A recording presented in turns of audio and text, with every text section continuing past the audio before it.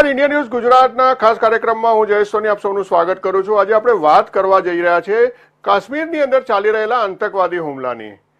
જે આપણે જોયું કે જે રીતે એક તરફ વડાપ્રધાન નરેન્દ્ર મોદી પ્રધાનમંત્રી તરીકેની પોતાની શપથ ગ્રહણ કરી રહ્યા હતા, એના થોડા સમય પહેલા સૌથી પહેલા આતંકવાદી હુમલો થયો। યાત્રી બસ ઉપર થયેલા હુમલાની અંદર 10 યાત્રાળુઓના મોત થયા, જેમાં એક નાના બાળકને ખૂબ જ બેરહેમીપૂર્વક મારી નાખવામાં આવ્યો હતો આતંકવાદીઓ દ્વારા, અને આ બસના ડ્રાઈવર, કંડક્ટર સહિત અન્ય યાત્રીઓના આ ઘટનામાં મોત નીપજ્યા હતા। આ ઘટનાના થોડા સમય બાદ ફરી પાછો એક આતંકવાદી હુમલો થાય છે। એક ચેકપોસ્ટ ઉપર આતંકવાદીઓ ત્રાટકે છે અને ત્યાં આગળ પણ એન્કાઉન્ટર થાય છે। એમાં એક આતંકવાદીને ઠાર મારવામાં આવે છે સેનાઓ અને સુરક્ષા બળ દ્વારા। ગત રાત્રિએ ફરી પાછો એક હુમલો થાય છે, જેની અંદર સૈન્ય છાવણીની ઉપર આતંકવાદીઓ હુમલો કરે છે અને ત્યારબાદ પણ ફરી પાછું સર્ચ ઓપરેશન અને એન્કાઉન્ટર ઓપરેશન સેના દ્વારા શરૂ કરવામાં આવ્યું। આ તમામ ઘટનાક્રમને અગર જોતા એક વસ્તુ સ્પષ્ટ જણાઈ આવે છે કે ત્રીજી વાર જ્યારે નરેન્દ્ર મોદી વડાપ્રધાન બન્યા પછી પાકિસ્તાન સમર્થિત જે આતંકવાદી સંગઠનો છે એ ફરી પાછા સક્રિય થઈ અને જે કાયરતાપૂર્ણ કામ કરવાની શરૂઆત કરી છે।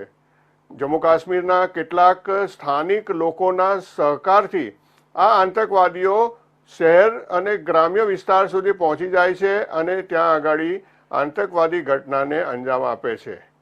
આ તમામ બાબતોને જોતા એવું લાગી રહ્યું છે કે ફરી પાછું પાકિસ્તાન પોતાની નાપાક હરકત શરૂ કરી દીધી છે અને એને જડબાતોડ જવાબ આપણી સરકાર તરફથી આપવામાં આવે એવો સમય હાલ આવી ગયો હોય એવું લાગી રહ્યું છે। જે રીતે ઘટનાક્રમને અંજામ આપવામાં આવી રહ્યો છે એ પ્રમાણે જોતા હાલ સૈન્ય દ્વારા ખૂબ જ સખ્તાઈપૂર્વક કામ કરવામાં આવી રહ્યું છે, પરંતુ આતંકવાદીઓ છુપાઈને કાયરતાપૂર્વક જે પ્રકારની ઘટનાઓને અંજામ આપે છે એ જોતા આ પ્રકારની ઘટનાઓ રોકવી ખૂબ જ સેના માટે મુશ્કેલ સાબિત થાય છે। પરંતુ તેમ છતાં પણ સૈન્ય બળ આપણું મજબૂતીથી આવા આતંકવાદીઓ સામે ઠેક ઠેકાણે હાલ કાશ્મીરની અંદર લડી રહ્યું છે અને એમાં ઘણા બધા સૈનિકો ઘાયલ પણ થઈ રહ્યા છે, કેટલાક સૈનિકો શહીદ પણ થઈ રહ્યા છે, એમાં સિવિલિયનોનો પણ મોત થઈ રહ્યા છે। આતંકવાદીઓનો કોઈ ધર્મ નથી હોતો એ પ્રકારની વાતો વારંવાર થાય છે, પરંતુ એવું પણ કહેવામાં આવે છે કે એક જ ધર્મના લોકો જ કેમ આતંકવાદી હોય છે। આ પ્રકારના પ્રશ્નો પણ ઘણી બધી જગ્યાઓ પર ઉઠાવવામાં આવી રહ્યા છે અને પાકિસ્તાન સમર્થક લોકો જ કેમ આ પ્રકારની એક્ટિવિટી કરી રહ્યા છે। દેશની અંદર આતંકવાદને નાબૂદ કરવા માટે સરકાર દ્વારા અભૂતપૂર્વ પગલાઓ લેવામાં આવ્યા છે, પરંતુ તેમ છતાં પણ આ ઘટનાઓ રોકાવાનું નામ નથી લેતી। હાલમાં જ યોજાયેલા લોકસભા ઇલેક્શનની અંદર કાશ્મીરમાં એક રેકોર્ડ બ્રેક કહી શકાય એ પ્રકારનું મતદાન થયું। ત્યાંના લોકોમાંથી આતંકવાદીઓનો જે ભય હતો એ ભય પણ દૂર થયો હતો અને એ નિર્ભય થઈને લોકો મતદાન મથક સુધી પહોંચ્યા હતા અને મતદાન કર્યું હતું। હવે લોકોના માનસ પર ફરી પાછો આ ભય પેદા કરવા માટે આતંકવાદીઓ આ ઘટનાને અંજામ આપી રહ્યા છે। આપણે સાથે થોડી જ વારમાં કેપ્ટન મીરા દવે જોડાઈ રહ્યા છે। એ પહેલા મીરા દવે શું કહી રહ્યા છે આ બધી આતંકવાદી ઘટનાઓને લઈને એ પહેલા આપણે સાંભળી લઈએ। जय हिंद। मेरा नाम कैप्टन मीरा सिद्धार्थ दवे है और मैं एक रिटायर्ड इंडियन आर्मी ऑफिसर हूँ। मैं जिस तरह से एक बार आतंकी हमला हुआ है, एक नहीं 3 बार हुआ है, तो क्या कहोगे एक आदमी को? ये हमारे देश के लिए, हमारे देशवासियों के लिए बहुत ही दुखद समय है, क्योंकि एक नहीं, दो नहीं, 3 दिन से लगातार जो है जम्मू कश्मीर में आतंकी हमले हो रहे हैं। सबसे बड़ा हमारे लिए जो एक दुखद दिन रहा वो है रविवार का दिन। रविवार का दिन हमारे देश के लिए बहुत ही महत्वपूर्ण दिन था, क्योंकि तब नरेंद्र मोदी जी तीसरी बार प्रधानमंत्री की शपथ लेने जा रहे थे। ना केवल भारत के लिए बट पूरी देश दुनिया के लिए ये एक बहुत महत्वपूर्ण दिन था। बट इस महत्वपूर्ण दिन पे पाकिस्तान ने एक बहुत नापाक हरकत की। मैं इसीलिए पाकिस्तान का नाम ले रही हूँ क्योंकि रविवार को जो रईसी में हुआ, जो हमारे हिंदू श्रद्धालु कटरा में दर्शन करने जा रहे थे अपने धर्म स्थल पे, उनकी बस पे आतंकियों ने हमला किया। मैं क्यों पाकिस्तान का नाम ले रही हूँ?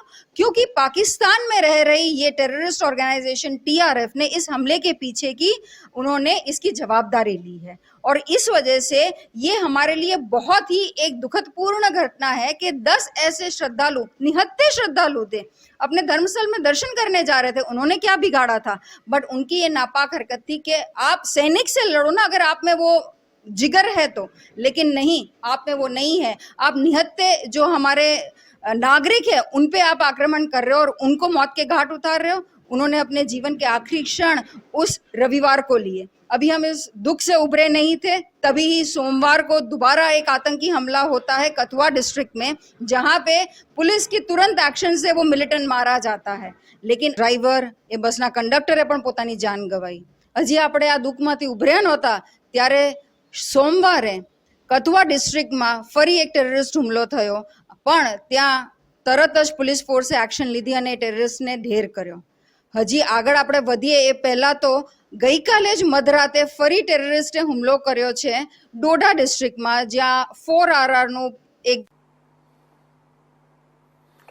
તો આપણે સાંભળી રહ્યા હતા કે કેપ્ટન મીરા સિદ્ધાર્થ દવે જે રીતે હાલ અત્યારની જે આ ઘટનાઓ છે વિશે પોતાનું નિવેદન આપી રહ્યા હતા અને કહી રહ્યા હતા કે આ એક પાકિસ્તાન સમર્થિત એક નાપાક હરકત હતી અને આવી હરકતો બિલકુલ પણ સાખી લેવી ન જોઈએ। આપણી સાથે પોતે કેપ્ટન મીરા સિદ્ધાર્થ દવે જોડાઈ રહ્યા છે, જેઓ નિવૃત્ત ભારતીય સેનાના અધિકારી છે। આપણે સીધા એમની સાથે વાત કરીએ અને જાણીએ કે કઈ રીતે આવી ઘટનાઓ પાછળ રિએક્ટ કરવું જોઈએ સેનાએ અને તેઓ પોતે શું કહેવા માંગી રહ્યા છે।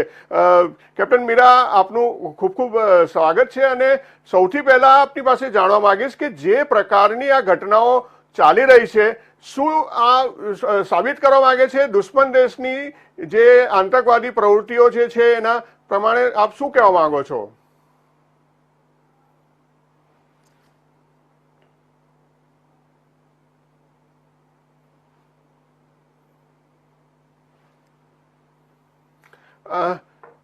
કેપ્ટન મીરા, આપનો ઓડિયો મ્યુટ છે, આપ પહેલા અનમ્યુટ કરો અને પછી વાત કરીએ। જી, જય હિન્દ। હું ઇન્ડિયા ન્યૂઝ ને આના માટે અભિવાદન આપવા માંગીશ કે આપે આટલી સેન્સિટિવ ને આટલી એક મહત્વપૂર્ણ આજે એક દુઃખદ ઘટના આપણા દેશમાં ઘટી છે એનું સંજાન લઈને તમે આના ઉપર એક આટલો મહત્વપૂર્ણ કાર્યક્રમ કરી રહ્યા છો તાકી આપણા દર્શકોને આના વિશે બધી જાણકારી મળે। યસ, આ એક એવો ટાઈપનો હુમલો છે જે આઈ એમ શ્યોર આપણા દર્શકોને હાલમાં જ હમાસ એ જે હુમલો કર્યો ઇઝરાયલ પર એ યાદ જ હશે। તો કઈ રીતે અડધી રાત્રે સુતાતા એ નાગરિકો જે ઇઝરાયલ જેવો દેશ જે હંમેશા સતર્ક રહેતો હોય છે, તો એ લોકોએ એવો ટાઈમ સિલેક્ટ કર્યો કે ભાઈ શુક્રવારે એ લોકોની રજા હોય છે અને એ લોકોએ વહેલી સવારે 6 વાગ્યાનો ટાઈમ સિલેક્ટ કર્યો કે ત્યારે એમને કોઈ પણ એટેક કરી શકે નહીં। હમાસે ત્યારે એ રીતનો એટેક કર્યો। એવી જ જાતનું એક નાપાક હરકત આ પાકિસ્તાની ટેરરિસ્ટ ઓર્ગેનાઇઝેશન જે છે ટીઆરએફે કરી। નિહત્તા શ્રદ્ધાળુઓ, આપણા હિન્દુ શ્રદ્ધાળુઓ જે કટરા દર્શન કરવા જતા હતા બસમાં, એમની પાસે કયા હથિયારો હતા? દર્શન કરવા જતા હતા પોતાના ધર્મસ્થળ પર। એવા નાગરિકો પર, નિહત્તા નાગરિકો પર આ પાકિસ્તાની ટેરરિસ્ટ ઓર્ગેનાઇઝેશન ટીઆરએફે હુમલો કર્યો અને એવા 10 શ્રદ્ધાળુઓએ એમની જીવનની આખરી શ્વાસ રવિવારે લીધી, કેમ કે એમનામાં એક ક્ષમતા જ નથી કે ભારતીય સેના સાથે લડી શકે। એમનામાં એ જીગર નથી કે ભારતીય સેના સાથે લડી શકે, કેમ કે એમને ખબર છે કે મુંહતોડ જવાબ આપશે। હવે ભારતની સરકાર પણ એ રીતની છે, એનામાં પોલિટિકલ વિલ છે અને ભારતની સેના તો સદા સશક્ત હતી જ કે એ કોઈ દિવસ એની સામે લડી ના શકે। તો આ એક બહુ દુઃખદ ઘટના છે, પણ આવી નાપાક હરકત જે છે એ કેવલ ને કેવલ પાકિસ્તાન જ કરી શકે। બિલકુલ કેપ્ટન મીરા, આપ જે રીતે કહી શકો છો કે એ ભૂતકાળમાં પણ આપણે જોયું છે કે પાકિસ્તાન આ પ્રકારની નાપાક હરકતો કરવા માટે ટેવાયેલું છે અને બહાદુરીપૂર્વક સેના સાથે યુદ્ધ કરવું એને એ કરી શકે એમ નથી અને એને કારણે આ પ્રકારની પ્રોક્સી વોર એ કરી રહ્યું છે. કેપ્ટન મીરા, જે રીતે પ્રધાનમંત્રીએ શપથ લીધા એ વખતે પાકિસ્તાનના પ્રધાનમંત્રીનો સંદેશ પણ આવ્યો હતો અને તેઓ વાટાઘાટ કરીને જે કંઈ પણ વિવાદો છે એ દૂર કરવા માટેની વાતો એમણે તે વખતે કરી હતી. પરંતુ એક તરફ એ વાટાઘાટ કરીને વિવાદોને નિવારવાની વાત કરે છે અને બીજી તરફ આ પ્રકારની આતંકવાદી પ્રવૃત્તિઓને પણ પ્રોત્સાહન આપે છે. પાકિસ્તાન સરકાર સાથે હાલ અત્યારે ભારતીય સરકારે કઈ રીતની નીતિ અપનાવી જોઈએ? આપના હિસાબે કઈ પ્રકારની નીતિથી હાલ પાકિસ્તાનને કંટ્રોલ કરી શકાય? આ બહુ જ એક મહત્વપૂર્ણ વાત તમે કીધી, કારણ કે અત્યારે આ છે ને ઉસકા છોટા ભાઈ ઓર બડા ભાઈ શહેબાઝ શરીફ ને નવાઝ શરીફ જે આ એક કાવતરું રચી રહ્યા છે, કેમ કે આપણને ખ્યાલ છે કે એમાંનું કોઈ પણ એ ખુશી તો છે જ નહીં કે નરેન્દ્ર મોદીજીએ ત્રીજી વાર પ્રધાનમંત્રી તરીકે શપથ લીધી, કેમ કે એમને ખબર છે કે આ એ સરકાર નથી કે પહેલાની જેમ એ રીતની વાતચીત કરે. આપણા એક્સટર્નલ અફેર્સ મિનિસ્ટર ડોક્ટર જયશંકરજીએ બહુ સ્પષ્ટ શબ્દોમાં કીધું કે जिस भाषा में बात करेंगे हम उसी भाषा में जवाब देंगे. બહુ સ્પષ્ટ રીતે કીધું. અને એ પછી આપણે જોયા પણ ખરા કે આપણે ભારત સરકારે અને ભારત સરકાર જે પોલિટિકલ વિલ છે ભારત સરકારની એની એક લીડરશિપની અંદર ભારતીય સેનાએ કઈ રીતે મુંહતોડ જવાબ પાકિસ્તાનને આપ્યો છે, એમને ખબર છે. અને એટલે ત્રીજી વાર જ્યારે નરેન્દ્ર મોદીજી પ્રધાનમંત્રી બનતા હોય તો સ્વાભાવિક છે કે પાકિસ્તાનને તો એ ગમતું જ નથી ને એના લીડર્સને તો ક્યાં જ ગમવાનું છે. પણ આ રીતે જે કાવતરું રચી રહ્યા છે કે એક સાઈડથી તમે જે શ્રદ્ધાળુઓ છે એને તમે મારો છો અને બીજી સાઈડથી આ રીતે ટ્વીટ કરો છો અને સંદેશો લખો છો, વોટ ડુ યુ એક્સપેક્ટ કે અહીંયા તમને આરતી ઉતારવામાં આવશે? Not at all. આ એ ભારત નથી. અને એ આ હું ખાલી કહેવા માટે નથી કહેતી, બટ ये वो भारत है जो घर में घुस के मारता है. और अब સમય ગયો છે, વાતચીતનો સમય રહ્યો જ નથી. પણ એ ટાઈમ પર સાથે હું એ પણ કહું છું છે સરકાર પોતાનું કામ કરી રહી છે, સૈનિકો તો કામ કરી જ રહ્યા છે ખડે પગ 24 કલાક 365 દિવસ એ દુશ્મનની ગોળીની સામે પોતાની જાન હથેળી પર લઈને ઉભા છે. તો એ લોકો તો પોતાનું કાર્ય કરી જ રહ્યા છે અને પોતાની જવાબદારી ખૂબ સારી રીતે નિભાવી રહ્યા છે. પણ એઝ નાગરિક આપણી શું જવાબદારી છે ત્યારે એ પણ બહુ ઇમ્પોર્ટન્ટ થતી હોય છે. હવે એમાં બે વસ્તુ હું કહેવા માંગુ છું આપને કે રવિવારે એક બીજી ઘટના ઘટી, એ છે ઇન્ડિયા પાકિસ્તાનની મેચ. હવે મને એક વાત નથી ખબર પડતી, આપણા જે ઇન્ડિયન ક્રિકેટર્સ છે એ જ્યારે નીલ ડાઉન થઈ શકે છે, નીલ ડાઉન થવાનું શું કારણ હતું? Black lives matter. હવે યુએસમાં એક ઘટના ઘટી છે, એના માટે તમે ફિલ્ડ ઉપર નીલ ડાઉન થાવ છો, સારી વાત છે. મનુષ્યનું જીવન એની માટે તમે ઉભા રહો છો, ખૂબ સારી વાત છે, તમે એમના માટે ઉભા રહ્યા.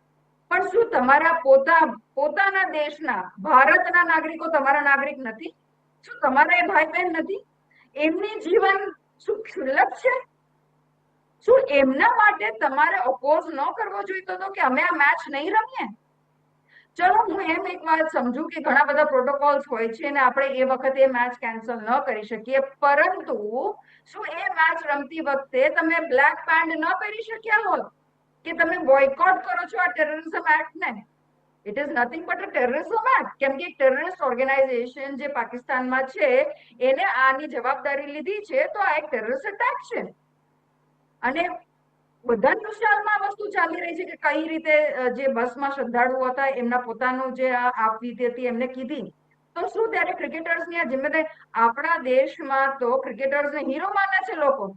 તો બેન આટલા બધા લોકો તમને ફોલો કરતા હોય તો એ શું તમારી નૈતિક જવાબદારી નથી બનતી કે તમે આ વસ્તુનો એક ઇન્ટરનેશનલ પ્લેટફોર્મ પર વિરોધ કરો? એ બીજી વસ્તુ એ પણ છે, મને તમે એક એવા સેલિબ્રિટીને મને તમે ગણાવો, આંગળીના વેડે ગણી શકાય કદાચ એટલા પણ નથી કે કોઈ સેલિબ્રિટી કે સોશિયલ મીડિયા ઇન્ફ્લુએન્સર કે જેમની પાસે આટલા બધા સોશિયલ મીડિયા પર ફોલોઅર્સ છે, કોણે આ વસ્તુનું ખંડન કર્યું? કોણે કીધું કે રઈસીમાં જે થયું છે એ બહુ જ દુઃખદ ઘટના છે, અમે એનું ખંડન કરીએ છીએ? તમે ઓલ આઈઝ ઓન રાફા તો કહો છો, આજ સુધી જ્યાં સુધી આ એક મુહિમ નહોતી ચાલી ઉઠી આ ટૂલ કિટની કે ઓલ આઈઝ ઓન રાફા, ત્યાં સુધી હું તમને ગેરંટી આપું છું કે આપણા દેશના લોકોને ખબર નહીં હોય, આપણા કઈ પણ દેશના લોકોને ખબર નહીં હોય કે રાફા જગ્યા છે પણ અને ક્યાં છે. પણ આ એક સોચી સમજેલી એક સાયોપ્સ ચાલી. તો શું તમારી એઝ એટલે આ વસ્તુ આપણે છે ને ઇન્ડિયા ન્યૂઝના તમારા દર્શકોને હું એ જ કહેવા માંગુ છું કે કદાચ એ સેલિબ્રિટીઝ જે સોશિયલ મીડિયા ઇન્ફ્લુએન્સર્સ છે એ લોકોને આપણા દેશના નાગરિકોની મને નથી લાગતી પડી છે, કારણ કે કોઈએ આની પર આ નૈતિકતાથી આ વસ્તુની ખંડન નથી કરી. તો એઝ નાગરિક તમારે આ વસ્તુ સમજવી ખૂબ જરૂરી છે કે તમારા માટે શું જરૂરી છે. તમારા માટે તમારે એ જે ભાઈ બહેનો જે રવિવારે ત્યાં પોતાની આખરી સાસો એમને લીધી, શું એમનું જીવન તમારા માટે ઇમ્પોર્ટન્ટ નથી? તો એના માટે તમારે ઉભા રહેવું ખૂબ જરૂરી છે. બિલકુલ 100%ની વાત કરી છે કેપ્ટન મીરા આપે, કારણ કે જે રીતે આપણા દેશના જે સેલિબ્રિટીઓ છે એ પોતાના ઇન્ડસ્ટ્રીની અંદર કામગીરી કરીને ઇન્ડિયામાંથી એ લોકોએ પૈસા જરૂર કમાવા છે, પરંતુ જ્યારે આવી કોઈ બાબત આવે છે ત્યારે દેશની સાથે ઊભા રહેવાનું કે દેશના લોકો માટે એક સંવેદના પ્રગટ કરવાની એ લોકોમાં નૈતિકતા નથી રહી. અને સાથે સાથે આપણે જોયું છે કે કેટલાક સેલિબ્રિટીઓ પાકિસ્તાનના જે કોઈ પીડિતો હોય છે કે કોઈ ગરીબો હોય છે એ લોકોને સહાયતા ચોક્કસ આપશે, પરંતુ દેશની અંદર આવા અસંખ્ય પીડિતો હોય છે કે જે લોકોને જરૂરત હોય છે એવા લોકોને સહાયતા આપવા માટે એ લોકો આગળ ક્યારેય નથી આવતા. ઘણા બધા સેલિબ્રિટીઓની વાત કરું છું અને હું નામ અત્યારે અહીંથી લેવા નથી માંગતો, પરંતુ આ પ્રકારની અનેકો વાર એક્ટિવિટી આપણે જોઈ છે. અને સાથે સાથે તમે જે ક્રિકેટરોની વાત કરી એ પણ ચોક્કસપણે તમારી વાતને સમર્થન આપવું જોઈએ, કારણ કે આટલા મોટા હુમલા બાદ અગર ક્રિકેટરો જ્યારે અમેરિકા જેવા જગ્યા ઉપર ક્રિકેટ મેચ રમવા ગયા હોય તો ત્યાં આગળ આ ઘટનાનું ખંડન તેઓ ચોક્કસ કરી શકે છે, આ ઘટનાનો વિરોધ તેઓ ચોક્કસ કરી શકે છે. અને આમાં ક્યાંક ને ક્યાંક આ લોકો આ બાબતમાં ચૂક્યા હોય એ પણ 100% લાગી રહ્યું છે. આપણે વાત આગળ ચલાવીએ તો કેપ્ટન મીરા, જે રીતની આ ઘટના બની છે અને જે પ્રકારના રિએક્શન સરકાર તરફથી આવ્યા છે, નરેન્દ્ર મોદીએ જ્યારે પ્રધાનમંત્રી પદની શપથ લઈને સૌથી પહેલા સેનાના ચીફ સાથે વાત કરી હતી અને એમણે સ્પષ્ટ આદેશ આપ્યો હતો કે એક પણ આતંકવાદી બચવો ના જોઈએ અને આ પ્રકારની ઘટના આગળ બનવી ન જોઈએ અને સેનાને ખૂબ જ સતર્કતાથી અને બહાદુરીથી આ ઘટનાઓને અટકાવવા માટેની કામગીરી કરવાની સૂચના તેઓએ આપી દીધી છે. પરંતુ શું એક વસ્તુ મીરા આપની પાસે હું જાણવા માંગીશ કે જે રીતે આ ઘટનાઓ બને છે છુપાઈને, એ લોકો કાયરતાથી આ પ્રકારના હુમલા કરે છે, એ લોકો જંગલના વિસ્તારોમાં, ગ્રામ્ય વિસ્તારોમાં, રાતના અંધારામાં ચોરી છુપીથી આવીને આ પ્રકારના હુમલા કરીને તેઓ પોતાના આતંકવાદી પ્રવૃત્તિને અંજામ આપવાની જે ઘટનાઓ બને છે, સેના ખૂબ જ સતર્ક હોય છે, છતાં પણ ક્યાંક ને ક્યાંક એવી કોઈક ચૂક બને છે જેના કારણે આ ઘટના તે લોકો અંજામ આપવામાં સફળ થાય છે. અને સાથે સાથે હું એ પણ કહીશ કે જમ્મુ કાશ્મીરની અંદર કેટલાક સ્લીપર સેલ એવા લોકો પણ છે કે જે આ લોકોને સપોર્ટ કરે છે. તો આ પ્રકારની ઘટના રોકવા માટે સેના તમામ પગલાઓ તો લઈ રહી છે, પરંતુ હજી કઈ રીતના વધુ મજબૂત પગલા લેવા જોઈએ? આમાં હું એ કહીશ કે જે આ ટેરરિસ્ટ છે એ તો એક પ્રોક્સી છે, પણ આપણા બધાને ખબર છે કે અસલી માસ્ટરમાઇન્ડ કોણ છે. કોણ છે એ કર્નલ જનરલ આઈએસઆઈ માં કે જેને આ વસ્તુનો આદેશ આપ્યો, એ બધાને ખબર છે. અને એ પણ હવે ખબર છે આપણને કે તમારા દર્શકો પણ સારી રીતે જાણતા હશે કે એ અનનોન મેન એન્ડ વુમેન જે કાર્ય કરી રહ્યા છે એ આગળ પણ કાર્ય કરશે અને એમને ચૂનીને આ જેટલા ટેરરિસ્ટ છે અને આ ટેરરિસ્ટ જે પ્રોક્સીસ છે એની પાછળ સંદેશ, એ લોકોને આદેશ આપવા વાળું કોણ છે એને ચૂનીને મારવાની હવે આ લિમિટ આવી ગઈ છે. Now they have to be eliminated. અને એ વસ્તુ તમે જ કીધું કે શપથ લેતા સૌથી પહેલા આપણા પ્રધાનમંત્રીજી નરેન્દ્ર મોદીજીએ તરત જ સેનાના ચીફને, પોલિટિકલ વિલ બહુ જ ઇમ્પોર્ટન્ટ છે. જ્યારે હું વાત કરતી હોઉં છું 1962 વોરની, તો ભાઈ સેના ત્યારે પણ એ જ હતી, પણ પોલિટિકલ વિલ, એને જે સપોર્ટ જોઈએ, એને જે લીડરશિપ જોઈએ, એને જે ફ્રી હેન્ડ જોઈએ એ નહોતું. જે આજે છે. અને એટલે ચાહે અનનોન મેન કે વુમેન હોય કે પછી ઘર મેં ઘુસ કે મારેંગે હોય, એ પોસિબલ છે ને આગળ એ થવાનું જ છે. અને એ ચૂન ચૂન કે એ લોકોને એલિમિનેટ કરવાના છે, એમાં કોઈ શંકાને સ્થાન નથી જ. અને એટલે જ જ્યારે આપણા ડિફેન્સ મિનિસ્ટર હોય કે આપણા હોમ મિનિસ્ટર હોય કે એક્સટર્નલ અફેર્સ મિનિસ્ટર હોય કે પોતે પ્રધાનમંત્રી જ કેમ ના હોય, એ નેશનલ મીડિયામાં આવીને ખુલે પોતાના દેશવાસીઓને અને આખા દુનિયાને આ વસ્તુની ક્લિયર સિગ્નલ આપે છે કે એ ભારત નથી કે તમે એની સાથે ફરીથી આવી રીતે છેડખાની કરી શકો. તો એ જ વસ્તુ મેં પહેલા પણ કીધી કે સરકાર પોતાની અલગ અલગ રીતે, ચાહે પછી આર્ટિકલ 370 નું એબ્રોગેશન કેમ જ ના હોય, એ પણ એક ખૂબ મોટું ને ખૂબ મહત્વપૂર્ણ એક ઐતિહાસિક પગલું ભરાયું છે ભારત દેશના ઇતિહાસમાં. કેમ કે મેં પોતે સર્વ કર્યું છે બારામુલ્લામાં, હું સારી રીતે મેં તો જોયું છે, મારી આંખ સામે આ બધી વસ્તુઓ થઈ છે ને એની અનુભવી છું હું કે એક દિવસ એવો નહોતો જતો કે જ્યારે કોઈ એમ્બુશ ના થયું હોય કે કોઈ આઈડી બ્લાસ્ટ ના થયું હોય, મારા સૈનિકો ના શહીદ થયા હોય. આર્ટિકલ 370 પહેલા તો અનહદ આ વસ્તુ હતી, પણ આર્ટિકલ 370 હટ્યું એની પછી ત્યાં 2023માં તમે જો એ લગભગ 1,60,00,000 જેટલા ટુરિસ્ટ જમ્મુ કાશ્મીરમાં આવ્યા છે. This is a very big thing. કેમ આપણા પ્રધાનમંત્રી કહે છે કે આ મારું છેલ્લું નહીં, આ મારું પહેલું ગામ છે. બહુ ઇમ્પોર્ટન્ટ છે. સાયકોલોજી તમે તમારા નાગરિકોને કઈ રીતે સંબોધન કરો છો એ ખૂબ ઇમ્પોર્ટન્ટ છે. કેમ ઇમ્પોર્ટન્ટ છે કે ટુરિઝમ થાય JNKમાં, કેમ ઇમ્પોર્ટન્ટ છે કે બોર્ડર એરિયાઝમાં ટુરિઝમ થાય, કેમ ઇમ્પોર્ટન્ટ છે કે ડેવલપમેન્ટ થાય.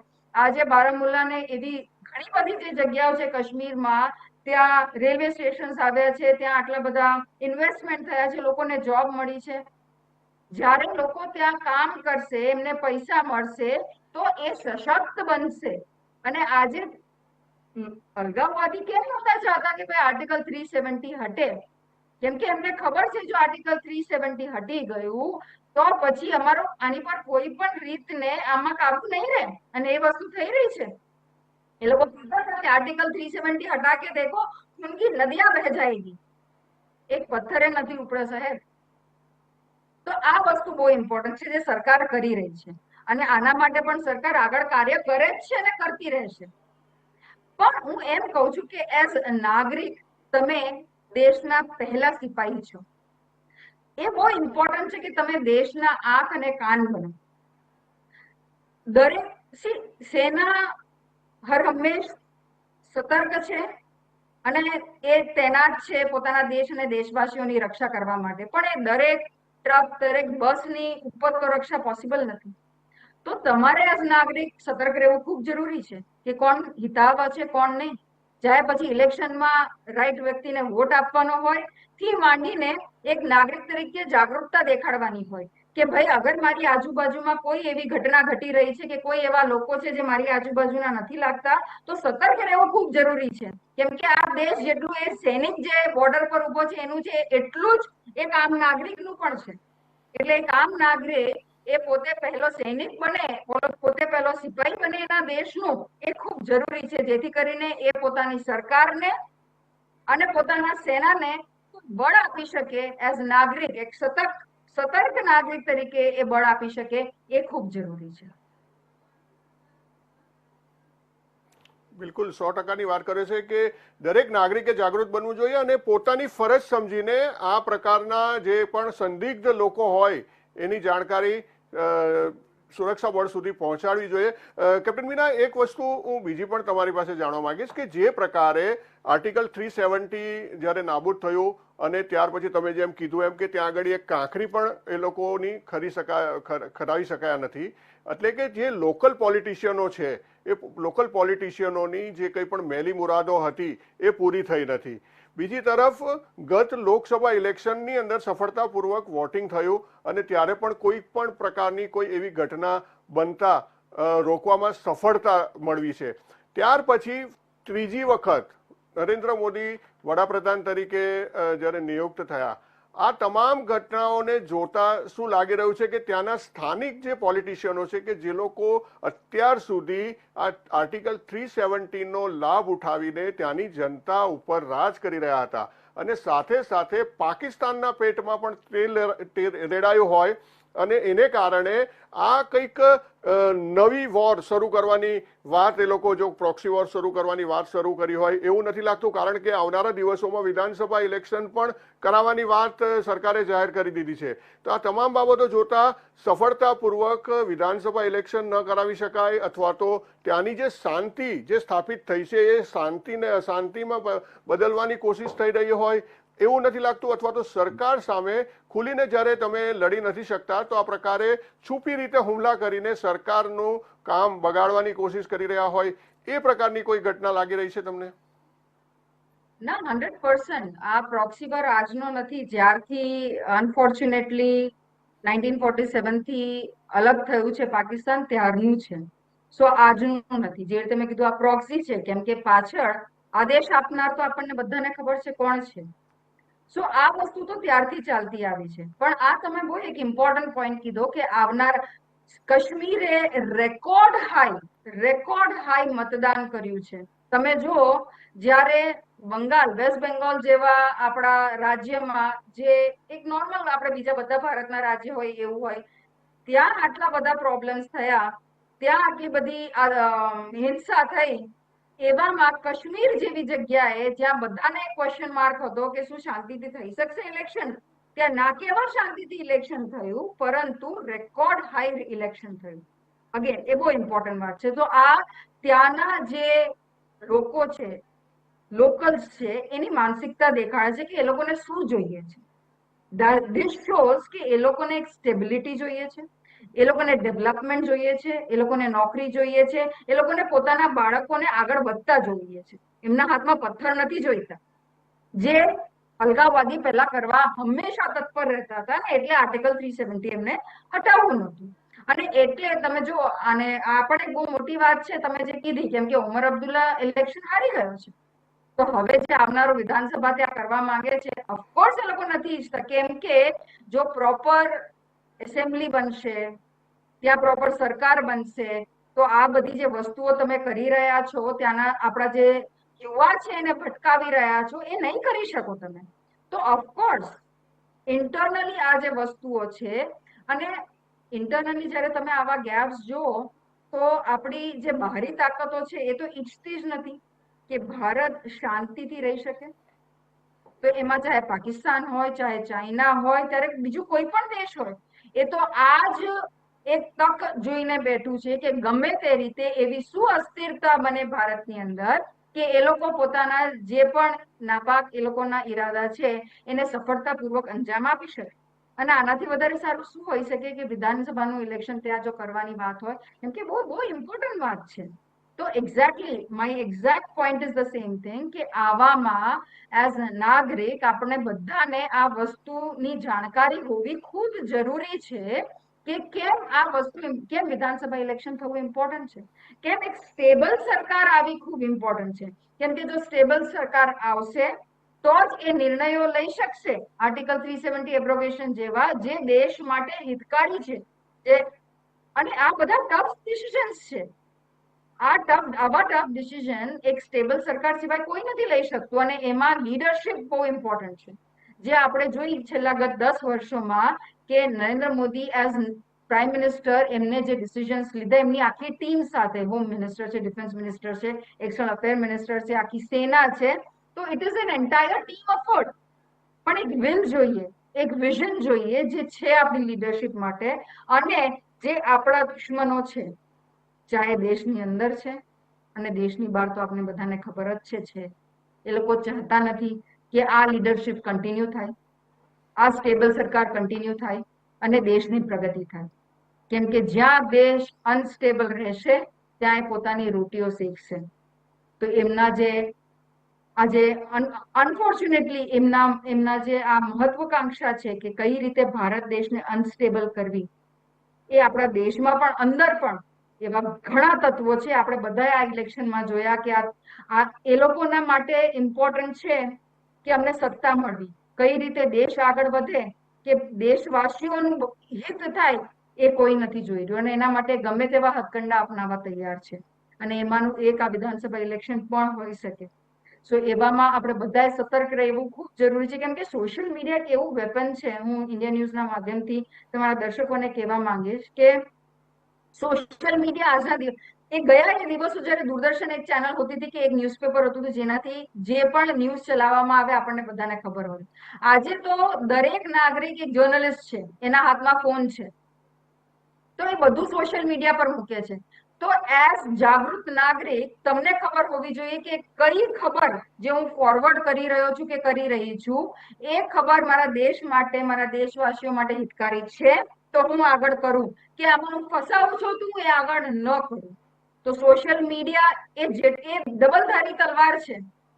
તો આ હથિયાર તમારે કઈ રીતે વાપરવું છે. અને જયારે હું હથિયારની વાત કરતી હોઉં છું ત્યારે હંમેશા કહેતી હોઉં છું કે જયારે હથિયાર તો બંદૂક જ છે, પણ એ હથિયાર જયારે એક આતંકવાદીના હાથમાં જયારે એનો દુરુપયોગ કરે છે ત્યારે આતંકવાદી બને છે, અને એ જ હથિયારનો જયારે સદુપયોગ કરે છે ત્યારે સૈનિક બને છે, પોતાના દેશની રક્ષા કરે છે. તો જયારે સોશિયલ મીડિયા નામનો આ હથિયાર તમારે એઝ નાગરિક તમારી પાસે હોય તો એ તમારી જવાબદારી બને છે કે તમારે એનો ઉપયોગ કરવો છે કે સદુપયોગ.